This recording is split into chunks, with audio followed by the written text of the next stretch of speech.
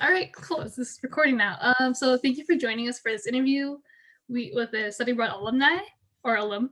I'm so excited to learn about who you are and get to know what your experience was like. But before we get into that, would you like to take a moment to introduce yourself and tell us what you identify as and where you studied abroad?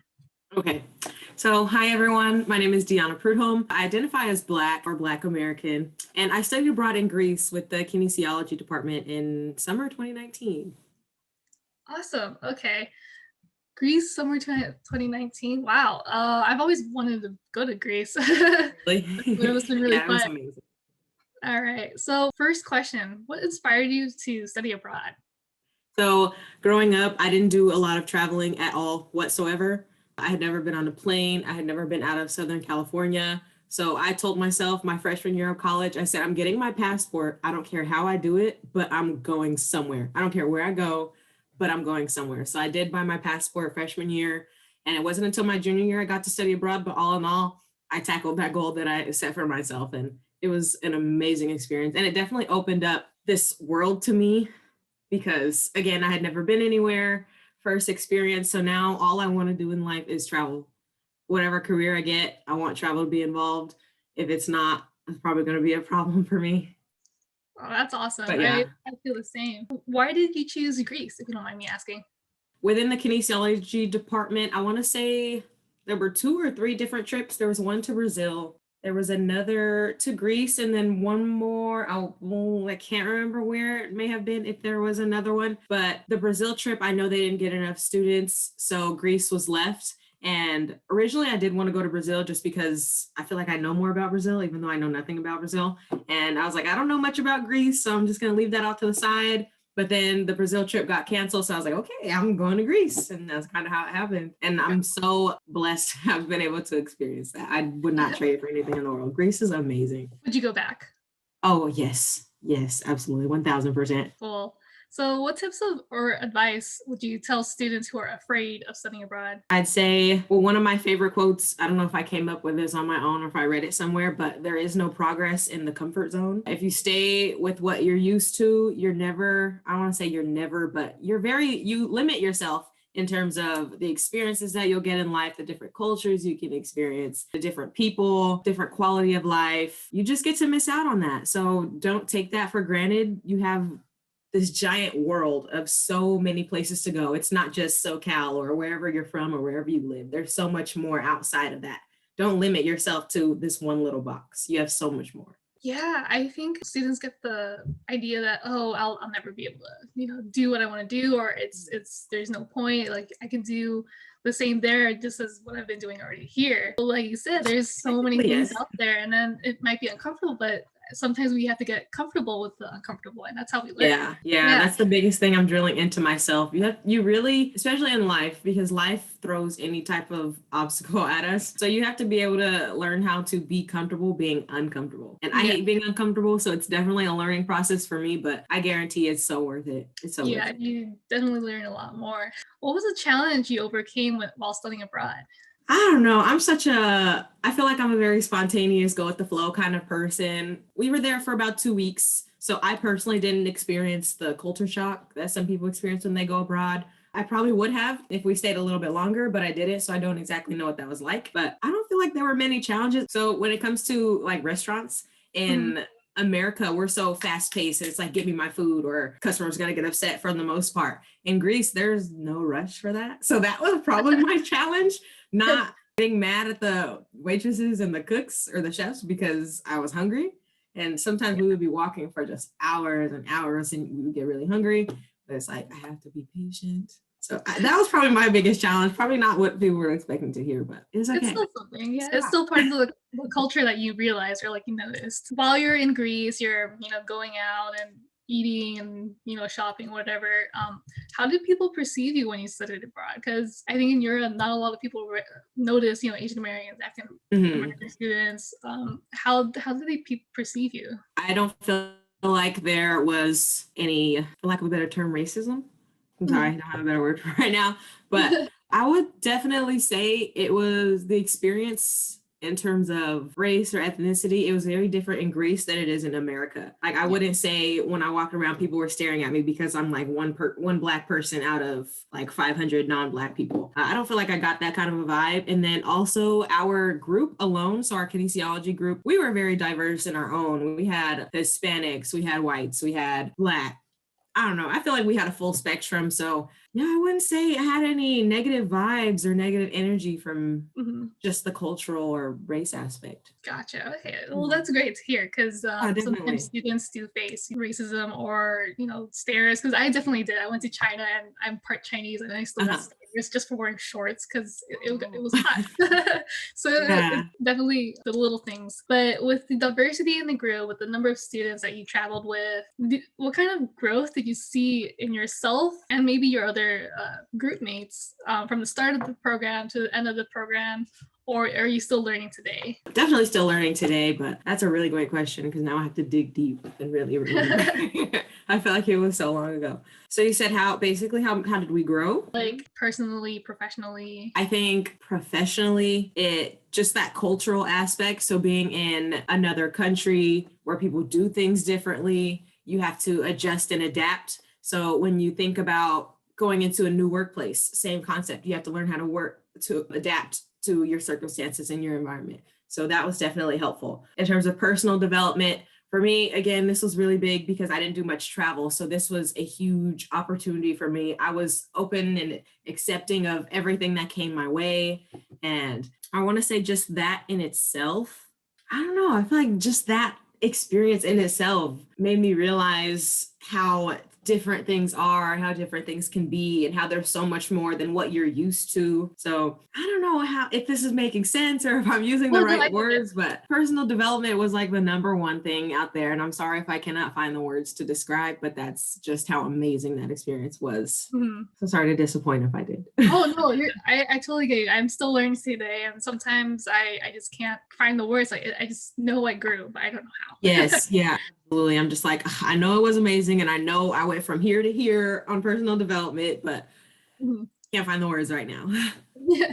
So can I ask how that growth has helped you today? It's led me to, again, not be afraid of things that are different, things that are outside of my comfort zone. It allowed me to believe that anything is possible. Like literally, as I mentioned in the beginning of the interview, I had never traveled ever before in life. I had never been on a plane. I had never been in a different country. Now I have all of those experiences. So I feel like that makes it easier for me to do something similar in the future, or even do something that's completely different, but it still takes me out of my comfort zone. So it gives me that level of confidence, which is absolutely amazing. Who doesn't want more confidence? Who doesn't need more confidence? For sure. Describe a vivid memory you have or had when you studied abroad. That's a good one. So we went to this city. It's called Delphi, and it was really interesting. I want to say it was about 2 hours away from where we were staying at that night before. But when we first got there, it was very great weather, sunny. Everyone, had on shorts, and most people didn't have jackets because, we thought it was sunny. And usually in Greece, for the most part, the weather was beautiful, absolutely amazing. But then we start going on our tour of this site, this old Olympic site, and it starts pouring raining. Mind you, it's still pretty warm, but it just starts pouring on us. And it's like, dude. So it's like some people didn't have jackets, some people couldn't cover themselves. Glasses were getting all wet. We were soaked. And I wouldn't say it was awful, but it was definitely like, I was not expecting this. But eventually the rain let up and the sun came out, and it was just super beautiful. Because by the time the rain stopped, or by the time it stopped raining, we had got to the top of the location, and we were able to see everything just down below. And it was like the light at the end of the tunnel. Delphi was one of my favorite sites, hands down. But yeah. It sounds like a really great experience to have with like classmates you might have never talked to be thrown into a random country and to have these weird experiences all together. That's really awesome. I'm glad you point that out because it's really funny. For the most part, the whole group, we didn't know each other beforehand. Some of us literally met in Greece. Like, although we saw each other's faces, we didn't converse and introduce ourselves until we were literally in another country. Some of us, like for example, there were 2, maybe 3 people who were in my dorm freshman year who I just didn't happen to get to meet. But once we were abroad, we became friends. So it was really interesting. It was a great experience. That's awesome. Yes. So you said this is a kinesiology program, right? Yeah. Mm-hmm. So my question is, did you see a lot or hear a lot about other kinesiology majors studying abroad? Because I think what I've noticed on our campus is not too many students who are in the kinesiology major, STEM majors, and not a lot of people study abroad. And did you ever think that we should get more of those students out there? And what do you think hinders them from approaching these programs? I'd say one thing is probably the impaction of our majors. So because for the most part, our classes have to be taken on campus and it's hard to even get into some of these classes or even get the schedule that you want. It's hard to kind of just drop a whole semester to go study abroad. Because for the most part, you're not going to find a full schedule of kinesiology classes or engineering classes abroad. At least to my knowledge, there probably is something out there, but I'm not aware of it personally. So can you make an idea of how many other students just like me who have no idea that could be possible? I could take as an undergrad, I could take a full 5-course load of kinesiology classes in another country, engineering classes, whatever other impacted major is out there classes, probably business or something. So I think it's just not being aware. And again, I don't know if there are no programs available, but to our minds, there are no programs available. But definitely, I feel like it's just being unaware to the fact that there's these opportunities out there. And then also the impaction of the majors where it's like, I have all these classes to take. I can't take a break this semester because I want to finish in 4 or I want to X, Y, and Z. So I'd say that's why. And then also for the trips that we do have specifically in the Kines department, so that Brazil trip and the trip to Greece, that it's only a small group of people that they can take. So I think when we went to Greece, there were either 22 or 24 students, not including the professors. So out of however many, let's say there's 10,000 Kines students, and for each of these trips alone, they're only taking like 24, 22 people. Not very many people are going to go. And then the cost. Yeah. So luckily I was able to win a scholarship. So that is a big thing. Apply to scholarships. I know it is annoying. It is a pain, but you never know where that can take you.